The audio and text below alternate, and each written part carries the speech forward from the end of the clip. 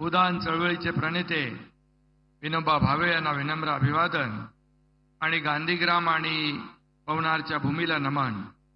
भारतीय राज्यघटनेचे शिल्पकार महामानव भारतरत्न डॉक्टर बाबासाहेब आंबेडकर यांना विनम्र अभिवादन आणि देशाचे लोकप्रिय आणि यशस्वी आणि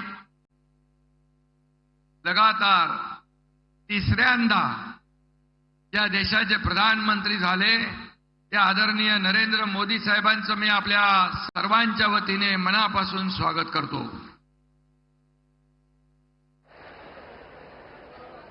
खरं म्हणजे आजच्या या कार्यक्रमाला उपस्थित राज्यपाल राधाकृष्णन साहेब, आमचे दोन्ही उपमुख्यमंत्री देवेंद्रजी, अजितदादा, केंद्रीय मंत्री मांझीजी, जयंत चौधरी, सर्व व्यासपीठावरील आमचे मंत्रिमंडळातील सहकारी मंत्री, आमचे बावनकुळेजी आणि सर्व व्यासपीठावरील मान्यवर आणि मोठ्या संख्येने आदरणीय प्रधानमंत्री महोदयांना ऐकायला आलेले सर्व वर्धावासीय बांधव भगिनी आणि माझ्या लाडक्या बहिणींनो आणि लाडक्या भावांनो, आपलं मनापासून मी स्वागत करतो।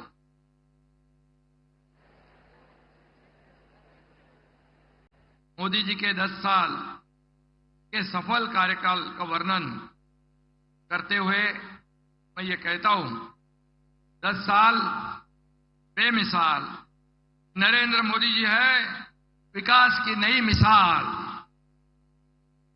लगातार तीसरी बार इस देश के प्रधानमंत्री पद संभालने वाले माननीय मोदी जी के नेतृत्व में एनडीए सरकार के 100 दिन पूरे हुए हैं। मुझे इसमें कोई संदेह नहीं है कि मोदी जी तीसरी बार तीसरे कार्यकाल में प्रगति की गति 3 गुना बढ़ाएंगे और हमारे भारत को नई ऊंचाई प्रदान करेंगे। ये 100 दिन तो एक झांकी है, मोदी साहब की बड़ी इनिंग अभी बाकी है। मोदी जी के नेतृत्व में देश को महासत्ता बनाने का 140 करोड़ जनता का सपना 100% पूरा होगा। आने वाले वर्षों में हमारी एनडीए सरकार दुनिया के सबसे ताकतवर देश की सूची में भारत का स्थान मजबूत करेगी, ऐसा हमें विश्वास है। 21वीं सदी भारत की सदी, ऐसा मोदी साहब ने कहा था। हमारा भी यही कहना है कि 21वीं सदी भारत की सदी, क्योंकि देश के कप्तान हैं नरेंद्र मोदी, और इसलिए मैं उनका फिर एक बार तहे दिल से स्वागत करूंगा। आज पीएम विश्वकर्मा योजना को 1 साल पूरा हुआ है।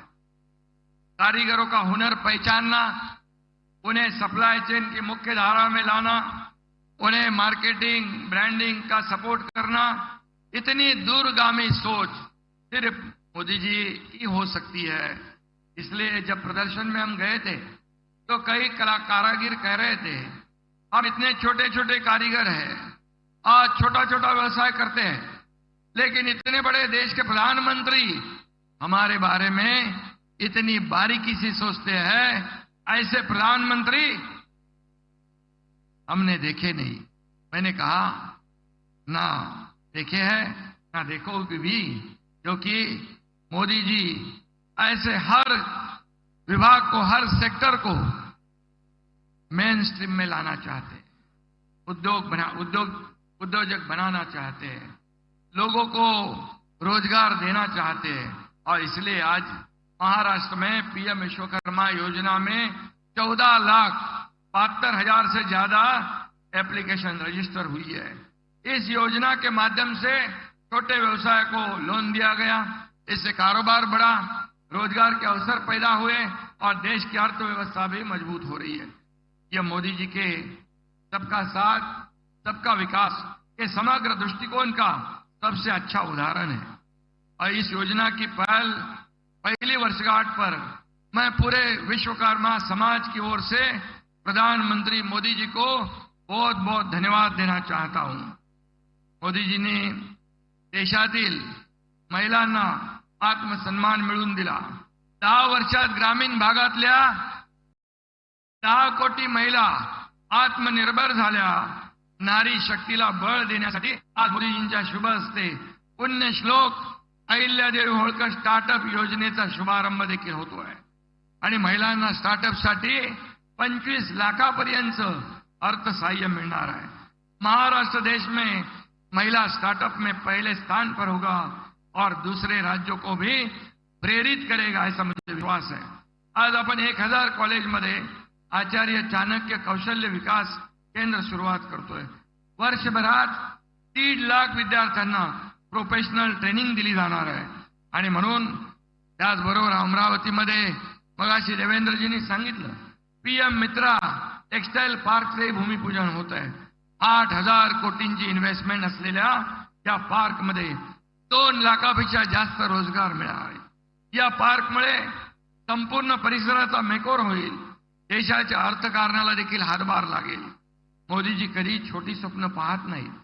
आपला देश जसा महान तशीच मोदीजींची स्वप्नेही महान आहेत आणि म्हणून मुंबई को ग्लोबल फिनटेक कैपिटल बनाने का निर्धार उन्होंने किया है। फिनटेक तकनीक 2030 तक भारत को $7 ट्रिलियन अमेरिकी डॉलर की अर्थव्यवस्था बनाने की दिशा में योगदान दे सकती है, जिसमें महाराष्ट्र का बड़ा योगदान हो सकता है। इस सपने को साकार करने के लिए हम दिन रात मेहनत कर रहे हैं।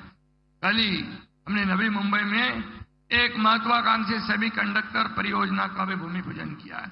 3rd लार्जेस्ट इकोनॉमी बनने का सपना भी हमें साकार करना है। मोदी जी पूरी दुनिया में देश का मान सम्मान बढ़ा रहे हैं और मनी लॉन्ड्रिंग और टेरर फंडिंग को भी रोकने में भारत की कोशिश प्रभावी बन रही है और यश भी मिला है, ऐसा FATF ने कहा है।